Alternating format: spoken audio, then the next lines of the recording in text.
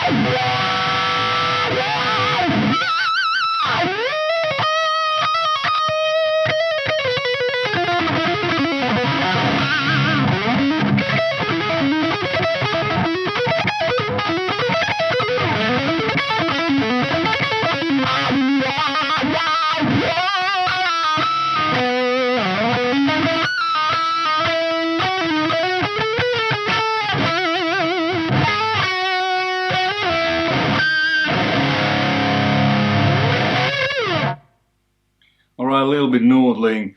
This was the sound you heard on the mix, or actually the left guitar and the lead guitar sound. So the signal chain first, and then what I used in the mix, what I did to the sound in the mix, and then let's go through the amp and compare it to the 2203.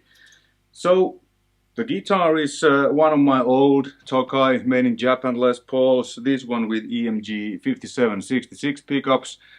Then into my pedal board.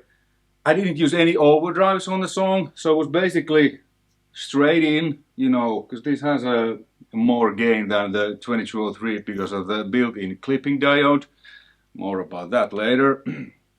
And then the easy guitar parts, I switched to the normal channel and added a MXR Phase 90 for that stuff. The lead, just same sound as the rhythm, no boost, no overdrives, nothing. Wah wah was the only thing I used. John Petrucci from Dunlop.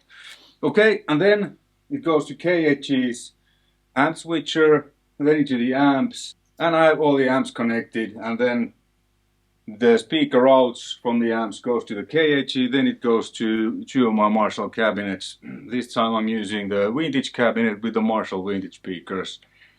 Mic'd with, now what you hear is just two SM57s in the Fredman style.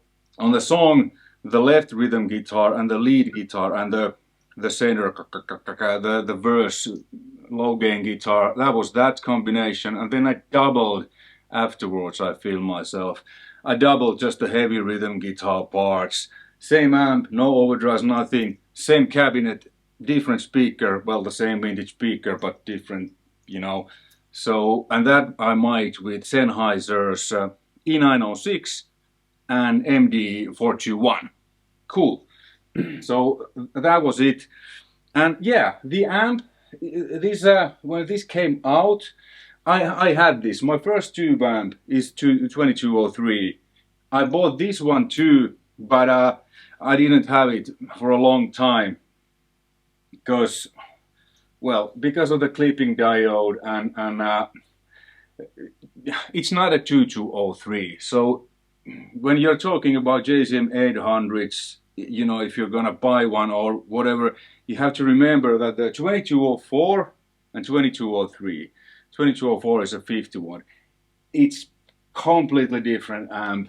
Well, not completely, it's Marshall, but very, very different amp than the 2205 and 2210, you know, 50 watt and 100 watts. This is 2210. This is a stock, except there's my friend Eric Studer, he's actually selling this. So when you're watching this, it's for sale on Reverb and probably somewhere else. Well, I mean, if someone has already bought it, then it's not. So I'll put the links in the description below. It's stock, very good condition, like everything. It looks like new, except Eric added a post-phase inverter master volume to the back, which kind of acts like attenuator. So you can have the master cranked and then you can lower the output after, kind of, you know, for home use or whatever, because these, like all, especially old Marshalls, they sound the better, the louder you crank the master and those. But with that PPIMV post-phase inverter master volume, you can reduce the output and still have the master loud for, you know, home use, small clubs and stuff. So that's the only mod he has done. So yeah, this amp, it's a 2-channel amp, and it's not as bright or doesn't have that high silver, that upper mid bite than the 2203 has. To me, it's more like I've always thought of this more like a kind of Soldano type of, like this. Let me show you. So let's go through the control. So there's master section with presence, volume and reverb. The reverb is a spring reverb. It's I've never liked spring reverbs, never used. It's a spring reverb, you know. Like many people probably likes those spring reverbs. I don't. But it's, yeah. And then the boost channel, bass, middle, treble, volume and gain. And then the normal channel, bass, treble and volume. And what is cool thing, you can do the same with Plexi. You can blend this into this channel. I'm gonna show you soon how it works. So let's go through the master section, the presence, and you know. The presence don't do much.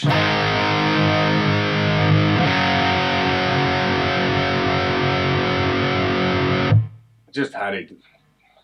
It's, you know, you can kind of hear it, at least me, when it's off or on. So I think I had it maybe around 8 where it's now. And then the master. You hear typical Marshall. It's quieter now, but the low end kind of disappeared.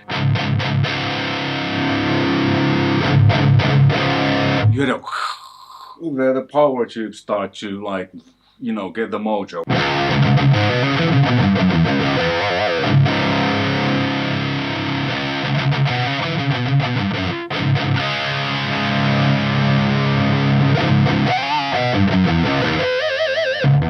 It's loud, so this is now loud. So I don't have the post-phase inverter master. It's off, so but the cabinets are in another room, isolated room, so I don't mind. Then the bass.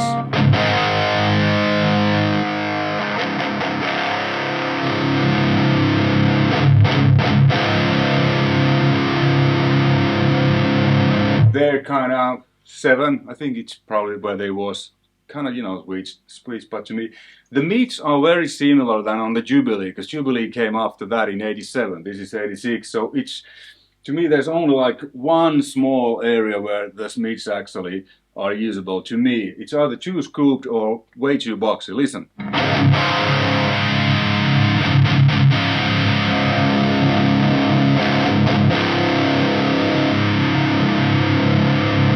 Okay.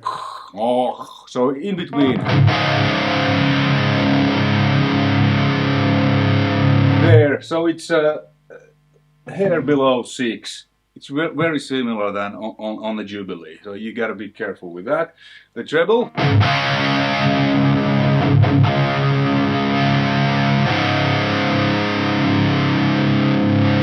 This doesn't really do much below noon. Where it kind of,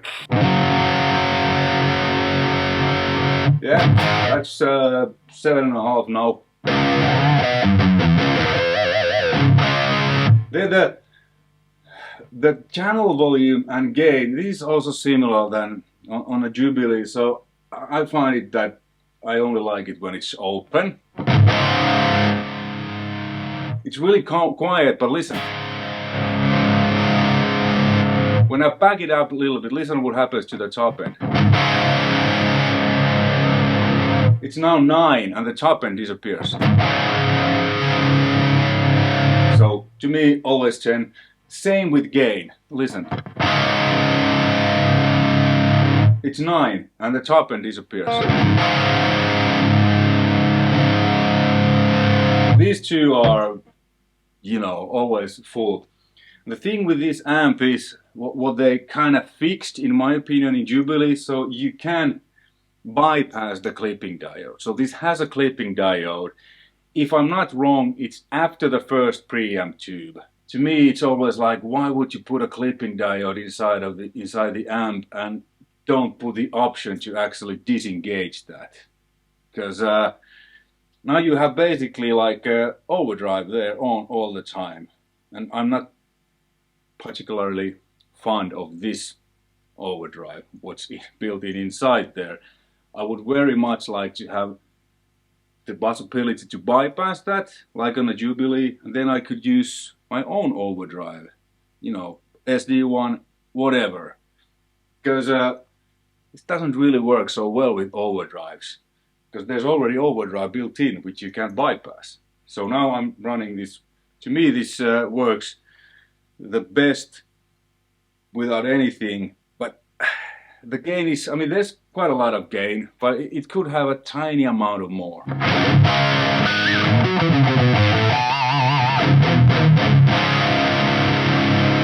And then the clean channel, it's not really clean.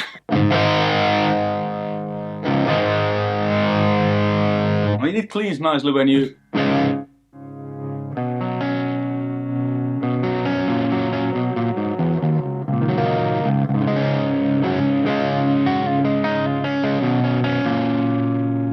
the clean parts, I don't know if you heard, on the choruses of the song, there was this little dee-doo-doo.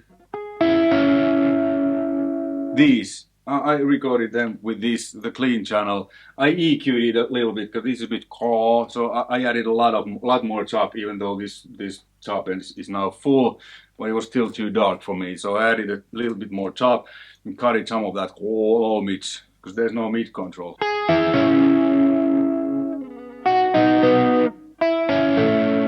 So this was there, you know, with the chorus, and then I added SPX 90 Symphonic in the mix also there. You know, it's not that good like this, but with a little bit EQ, you know, it sounds like post EQ, it's okay. And then, overdrive channel, check it out. This one, it's not on, it's 0. Check out what happens when I start to increase this volume.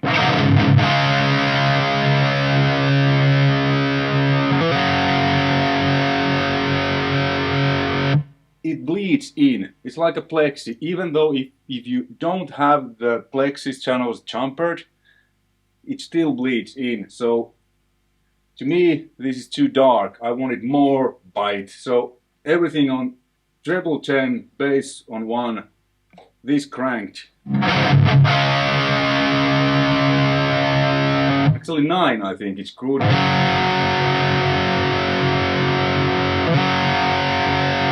Yeah, this 9, treble 9, so it starts to bleed into the boost channel, this clean channel, after 7. Between 7 and 10, it bleeds in, and you can add to me it adds a little bit more openness, a little bit more bite.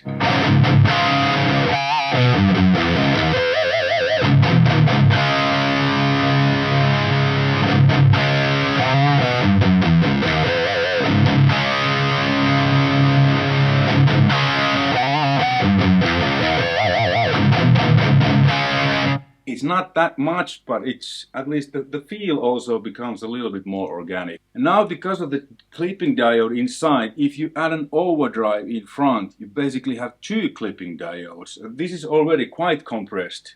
The 203 is much more organic and open sound. Let me show you what happens. Hopefully you can hear at least the feel it's completely different. When I add SD1, the settings are what they are in the picture.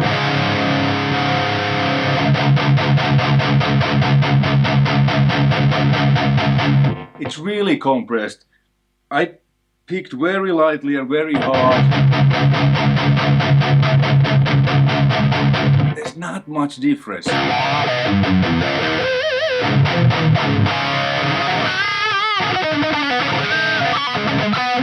To me, it just becomes smaller and way too compressed. Okay, so clipping diode, what SD has, doesn't work. I could make it better by turning the drive completely down and adding volume, which does it fairly a bit better. Let me show you. Another drive is completely 0, the level is where it was.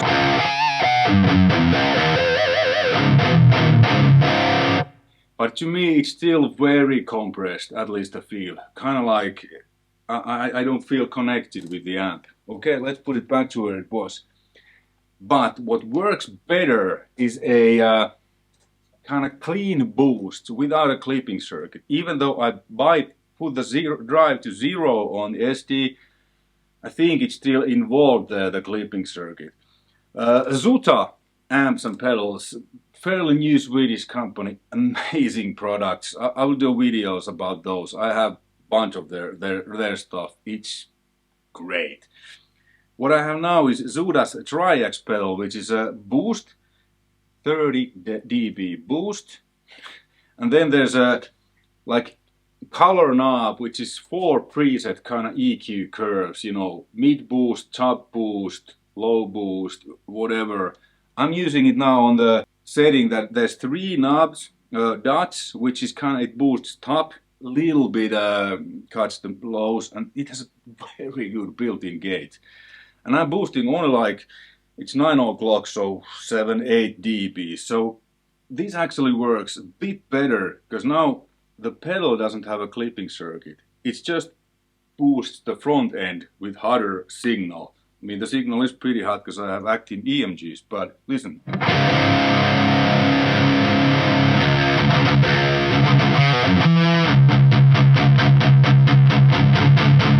To me, this feels much more organic.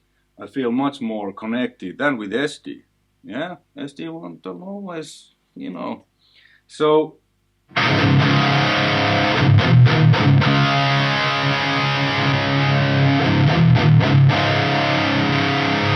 because it boosts top end. Now it's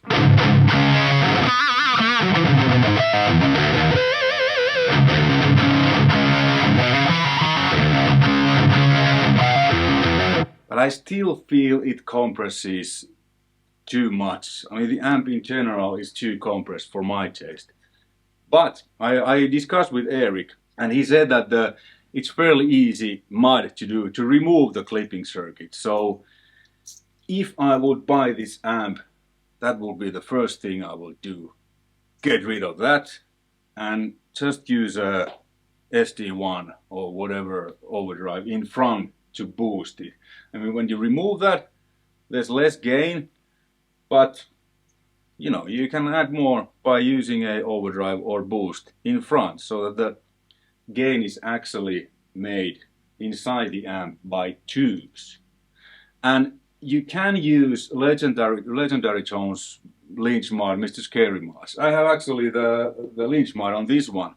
I'm not adding gain with that, or I am, but I'm backing it off quite a bit. It just adds more cascading tube kind of juiciness, and the amp becomes a bit juicier by doing that, because it adds extra preamp tube in there. So, but I read from Legendary Tones' site that I think it was the Lynch mod or the Mr. Scary mod, which is nowadays called, it works only on certain year models. I think it was maybe 81, 83. I'll put a link, you can check. This is 86, so they changed something, Marshall, you know, in the circuit. So those mods don't work with this 86 one. But you know, this has tons of lows and stuff. So maybe Eric could do something similar to you if you want. But I think I will be perfectly fine just removing the clipping diode inside, and then it will be, at least to me, a real JCM800. Now it's 800, but when we think about JCM800, I don't think about this. It doesn't mean that this is bad, but to me this is not an 800, but this is 800.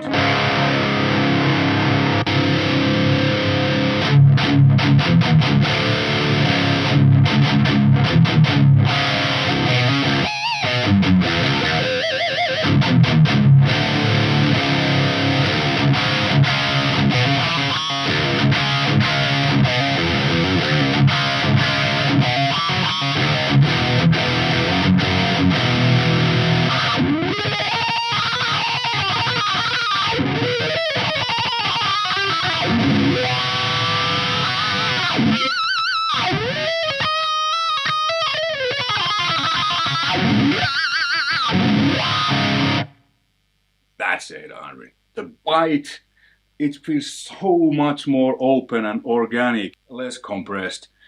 I like that because it really amplifies what I play. It amplifies my sound, you know. Amplifier amplifies.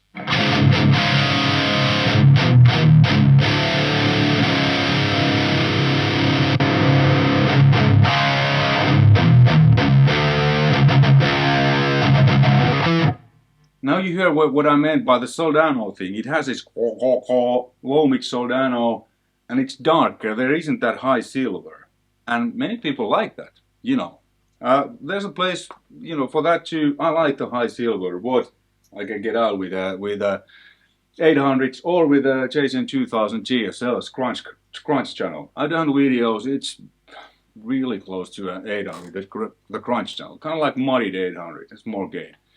But it has that high silver, which this one doesn't. it's more like a Soldano thing. To me, this is like really close to Soldano. And yeah, somebody might be there like, no, that's not a Soldano, you haven't played with the real Soldano. Yes, I have.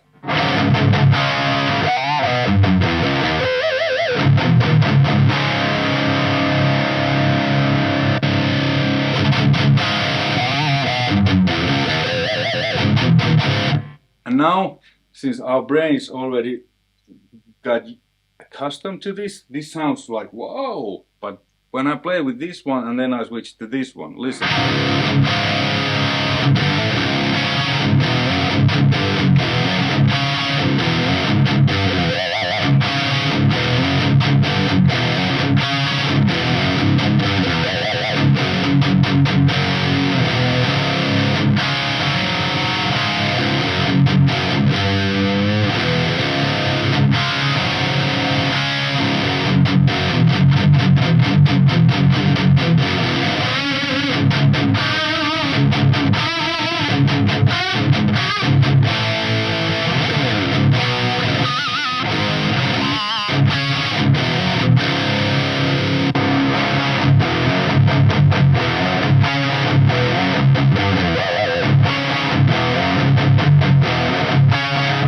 Suddenly this sounds really dark. So it's, you know, our brains. So now you heard, hopefully, when I said that to me this isn't a real JCM800. It's an 800, but it's a 2210.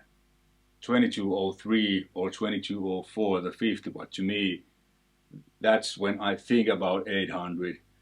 That's the tone, the sound, the openness, the organic feel I like. And when this came out, it divided. Many people loved the darker tone, the almost Soldano-like thing, and the compressed feel of the diode clipping, because it is kind of easier to play a little bit because it's so compressed. But if you're used to open 2203, at least to me, I had this now for a couple of days, it was quite hard for me to play this at first, because it was like I felt disconnected. Now I'm more connected to this because I'm a bit more used to the compression, but it's still a bit too compressed for me. Conclusion.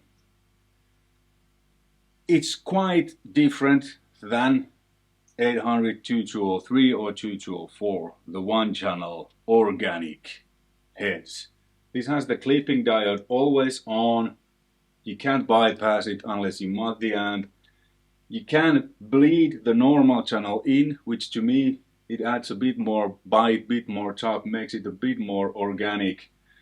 There's a reverb, like a spring reverb to me there, yeah, whatever.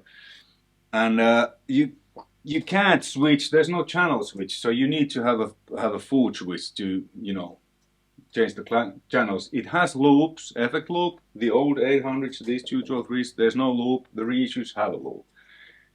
It's quite a lot darker. It doesn't have the upper mid bite and the high silver sizzle that the 2203s, the one channel heads have, which I love. So yeah, and if you're interested in buying this, you know, check out the links in the description below. Contact Eric. He's my amp check. So he always buys my amps. He unmodded this, because when I bought this back in the day, this was modded. He takes care of my amps. He has a, you know, change tubes, fixes everything. Great guy. He said to me that, like I think I said, that it's fairly easy fix to remove the cap or put it behind a switch, not the cap, the diode clipping there.